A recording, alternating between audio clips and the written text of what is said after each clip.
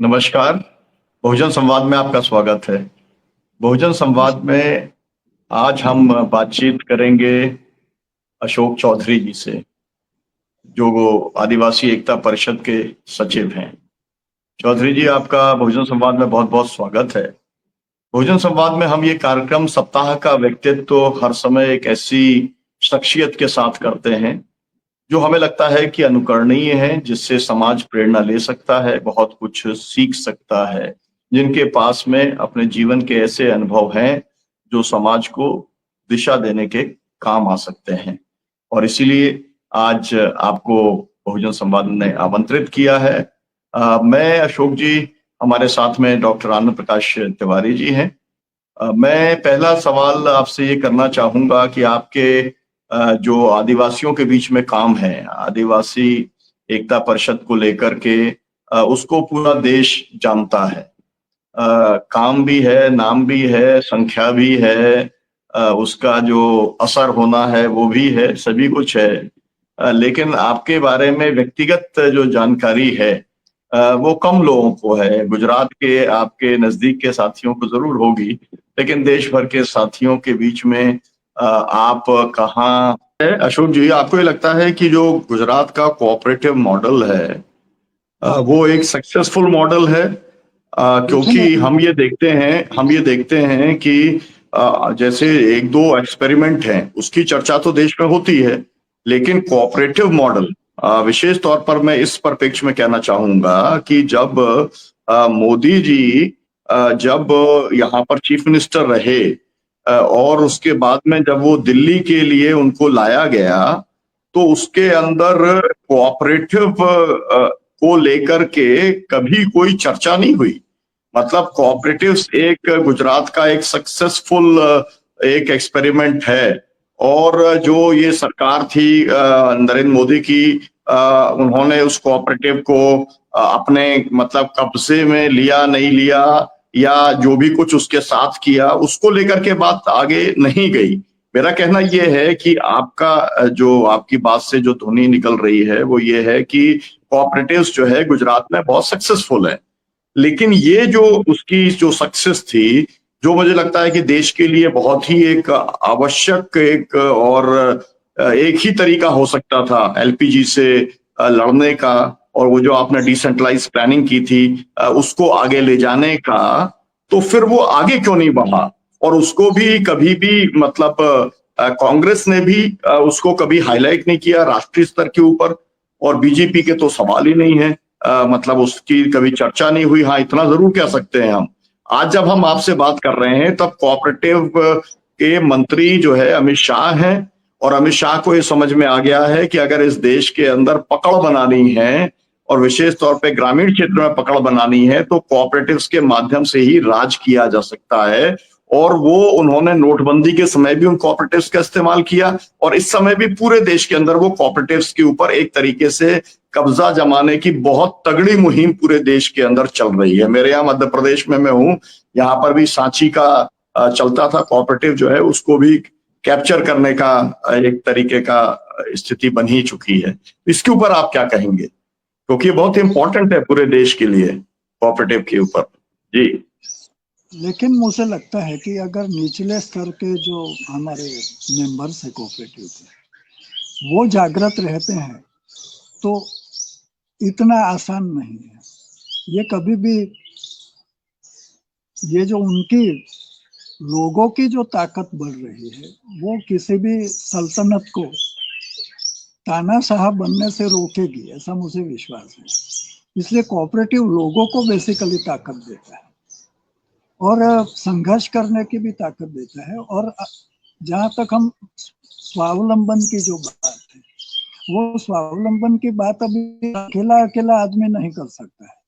वो एक लोगों का समूह होता है, वो ही स्वावलंबन पे टिका रह सकता है या आत्मनिर्भर बन सकता है। इसलिए रजिस्ट्रेशन हो या ना हो, लेकिन ग्रुप्स भी अगर बन के ये काम करते हैं तो लोगों की जो ताकत है, क्षमता है, वो क्षमता बनी रहती है। और इसलिए मुझे लगता है कि हम सक्सेसफुल ऐसा ना कहे तो भी हमको ऐसा लगता है कि ये चालू रखना चाहिए हम लोगों को, क्योंकि यही एक चीज है। और इसलिए अभी हम लोगों ने जो काली परच परिषद हमारी थी उसके कंटिन्यूएशन में फिर ये हमारे महाराष्ट्र के साथियों ने एकता परिषद की स्थापना की। मैं तो व्यक्तिगत रूप से कोई भी संगठन बनाने का उस जमाने से खिलाफ था। मुझे समझ में आ गया कि संगठन बनाने का मतलब हम एक अलग खेमा बना देते हैं ऐसा। इसलिए इसको भी वैचारिक आंदोलन ही रखा है, हमने कोई संगठन नहीं बनाया है। तो हमने 7 बिंदु का कार्यक्रम अभी दिया है कि भाई गांव में कोई भूखा न रहे, इसके जिम्मेदारी गांव लोगों की है। गांव में कोई बिना शिक्षा का न रहे, उसके जिम्मेदारी गांव लोगों की है। गांव में कोई बिना स्वास्थ्य की सारवार, बिना सारवार मरे नहीं, उसके जिम्मेदारी गांव की है। गांव के जो जल जंगल जमीन और खनिज संपदा है, उसका संवर्धन संरक्षण करने की जिम्मेदारी गांव की है।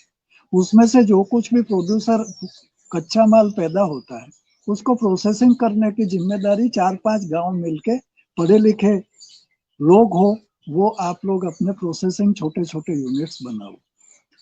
गांव में लाइब्रेरी हो और लोग अच्छी तरह से पढ़े, कल्चरल सेंटर हो, गांव व्यसन मुक्त बने और गांव के झगड़े हैं वो गांव में ही निपट लिए जाए।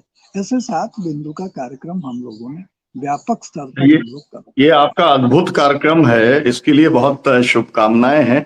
मैं थोड़ा सा पीछे चलता हूं। हम लोगों ने जेपी आंदोलन की बात की थी, नवनिर्माण की बात की, सरकार की बात की, कोऑपरेटिव की बात करी, लेकिन इस समय देश के अंदर जब भी बात गुजरात की आती है तो दो बातें खास तौर पे उभरती हैं। ये एक तो 2002 की बात उभरती है, जब इस देश गुजरात के अंदर एक तरीके का नरसंहार हुआ और वो एक प्रायोजित था, और उससे जो एक छवि बनी नरेंद्र मोदी जी की, वही उनको काम आई दिल्ली के अंदर पहुंचने में और दिल्ली के अंदर स्थापित होने में। मतलब मुस्लिम विरोधी जो उनकी छवि थी या जो उनके कार्यकलाप थे, एक वो। और दूसरा ये कि जो एक अडानी वाला जो पूरा फैक्टर है, मतलब कि गुजरात के कुछ ऐसे व्यापारी जिन लोगों ने गुजरात के पूरे संसाधनों पे कब्जा किया और फिर उसके बाद में देश के संसाधनों पे कब्जा किया। तो ये बात जो गुजरात हम लोग जो चर्चा कर रहे थे, जहां से शुरू किया था, वो गांधी जी का गुजरात, सरदार पटेल का गुजरात, कोऑपरेटिव का गुजरात, नवनिर्माण आंदोलन का गुजरात, अब वो उसकी छवि ये दो चीजों के अंदर पूरा देश और दुनिया इस समय देख रहा है। तो मैं चाहूंगा कि इसके ऊपर आपकी टिप्पणी, ये मेरा आखिरी प्रश्न है। और मैं चाहूंगा ये कि अभी अब तिवारी जी अपने प्रश्न ले लें, ताकि अभी समय केवल 10 मिनट का बचा है तो हम लोग उसको पूरा कर पाए। तो पहले मेरे 2 सवाल का जवाब आप देंगे तो समय निकल जाएगा, इसलिए तिवारी जी आपसे अनुरोध है कि आपको भी जो सवाल करना है वो एक साथ आप कर लें, ताकि एक बार जवाब देंगे तो उसमें पूरी बात आ जाएगी। जी तिवारी जी। जी, अशोक चौधरी जी तो इंसाइक्लोपीडिया हैं, हम देख रहे हैं पूरे आंदोलन की। लेकिन गुजरात के साथ ये जो भी चीज़ें जुड़ी हैं, अभी फिलहाल जो मौजूदा दौर में आदिवासियों की स्थिति बहुत ही खराब है। पूरे देश के पैमाने पर आदिवासी अस्मिता का संकट खड़ा हो गया है। आदिवासी शब्द, आदिवासी संबोधन से उन्हें वंचित किया जा रहा है। उन्हें वनवासी कहा जाता है। वनवासी मतलब वन में रहने वाले असभ्य लोग, जंगली लोग। तो इन सारी चीजों को, इस सारे अपना विकास के मॉडल से जोड़ते हुए आप इस आदिवासी समाज के विकास को ये कैसे हो पाएगा, आप इसको कैसे देखते हैं? तो पहला सवाल जो सुनीलम जी ने पूछा है, इसमें ऐसा है कि मैंने शुरू में कहा कि गांधी जी को गुजरात में ज्यादा सपोर्ट करने वाले लोग नहीं थे। ये व्यापारियों का प्रदेश है गुजरात, और मर्केंटाइल कम्युनिटी और सामंती मूल्यों वाला भी प्रदेश है। इसलिए गुजरात प्रगतिशील, गांधी प्रगतिशील अवश्य थे। गांधी ने कई लोगों को व्यक्तिगत तौर पर लोग प्रगतिशील बने, सरदार वगैरह लोग जुड़े, और काफी लोग, इंदुलाल याग्निक थे, काफी लोग थे। तो वो लोग व्यक्तिगत स्तर पर जुड़े, लेकिन मास स्केल पर आदिवासी गुजरात है, उसके सिवा, और इसमें भी साउथ गुजरात है, साउथ गुजरात के लोगों के सिवा बड़े आंदोलन और जगह पे नहीं हुए स्वतंत्र संग्राम के दौरान। इसलिए पहले से ये जो समाज है हमारा, वो समाज पहले से एक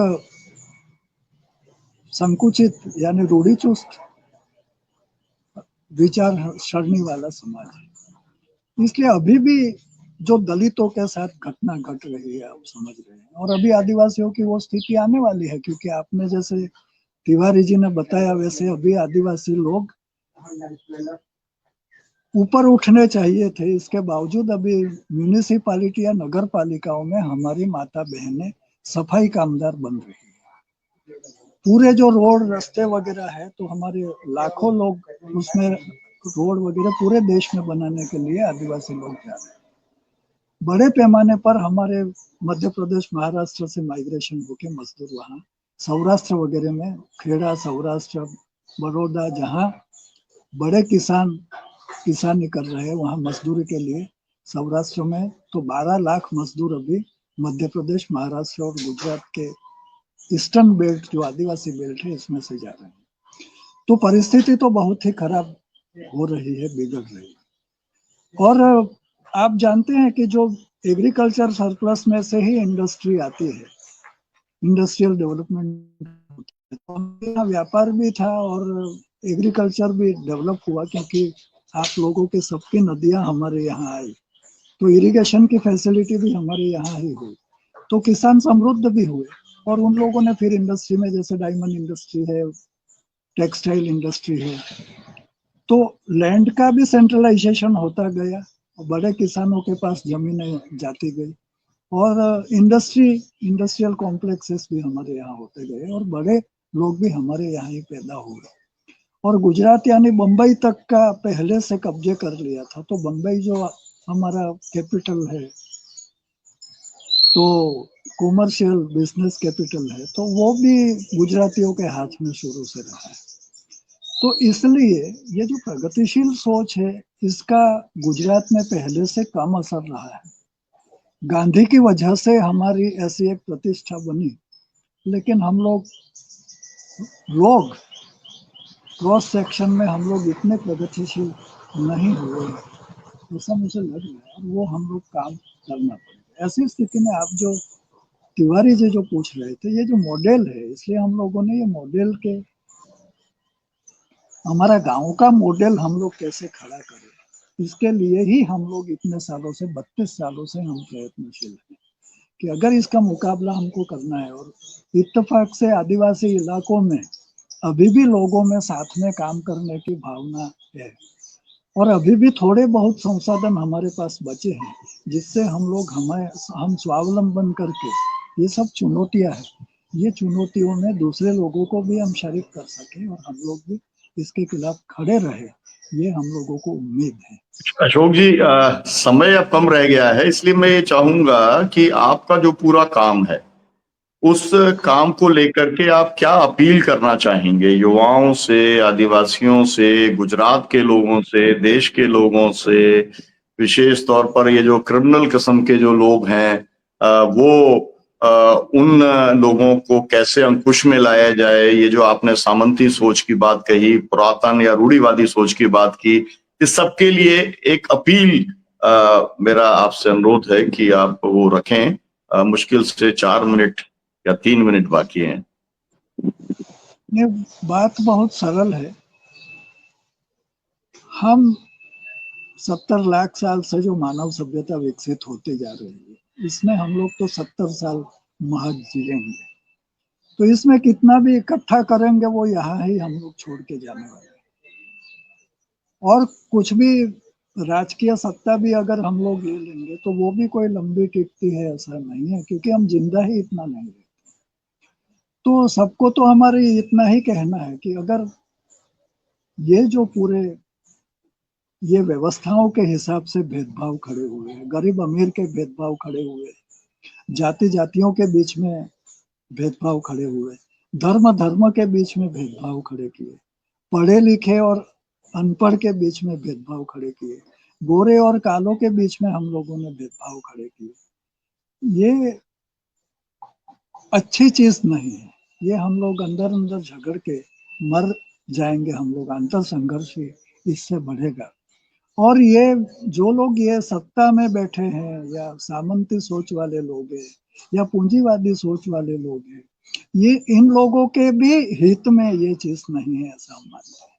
और हम मानते हैं कि अगर हम लोग हार जाएंगे, हमारे जैसे लोग, आप लोग भी इसमें शरीक हैं, जो समाजवादी सोच रखते हैं, जो गांधीवादी सोच रखते हैं, जो आम्बेडकरवादी सोच रखते हैं, इन लोगों को तो मुझे एक ही कहना है कि हम अंदर अंदर झगड़ने का अभी बंद करें, क्योंकि ये अंदर अंदर झगड़ने से सबके अस्तित्व पर संकट खड़ा हो गया।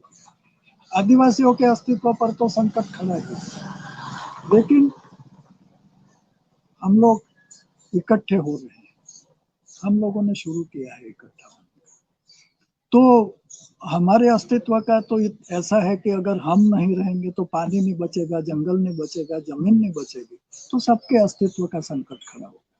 ये बड़ी महामारी आती है तो शहरों में ज्यादा उसका प्रभाव पड़ता है, गाँव में कम पड़ता है।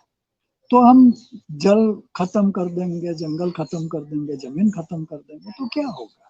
अपने अगली पीढ़ी के लिए हम क्या छोड़ के जाएंगे? ये खनिज संपदा विदेशियों के, अगर हम विदेशियों को दे देंगे हम लोग, तो हमारे देश में क्या रहेगा? इसलिए हमारा संविधान जो है, जो हमको स्वतंत्रता, समानता और बंधुता, सामाजिक न्याय, समाजवाद और बिन सांप्रदायिकता, ये सब जो चीज देता है, इसको हम लोगों को टिकाए रखना चाहिए। हमारे संसाधन है,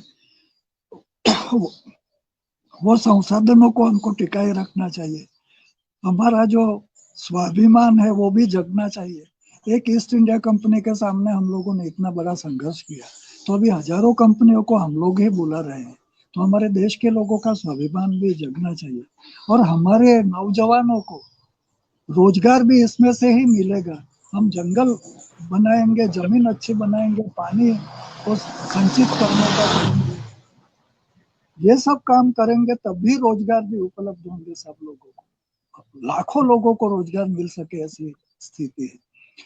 तो ये पूरी जो इकोनॉमी है उसको जी अशोक जी, आपका बहुत बहुत आपका शुक्रिया। मुझे लगता है कि जैसा कहा तिवारी जी ने कि आप एनसाइक्लोपीडिया हैं, अब उसको पढ़ना और एनसाइक्लोपीडिया को सुनना और एक इंटरव्यू करना, वो भी 1 घंटे में करना, बहुत ही कठिन काम है। लेकिन आपने समय दिया, कुछ बातें आई हैं और बातों को विस्तार से करेंगे।